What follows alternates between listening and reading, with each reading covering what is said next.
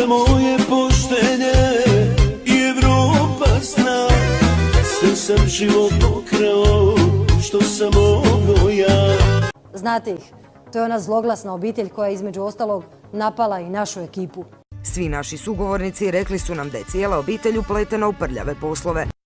Protiv Šekija se trenutačno vode sporovi za prijevaru, teške tjelesne ozljede, spolni odnošaj bez pristanka. Protiv Nenada Šajnovića vodi se još jedan spor za teške tjelesne ozljede.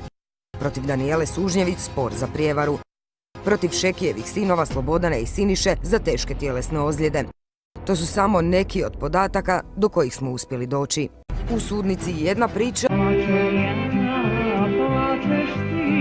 na ulici druga. Jesam vikala, pomozite mi, vidite kako me guraju, bacaju.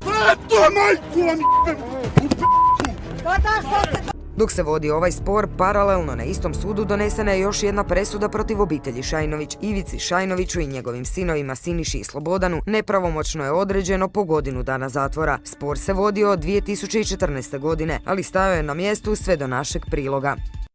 Za moje poštenje i Evropa zna, sve sam život pokrao što sam mogao ja.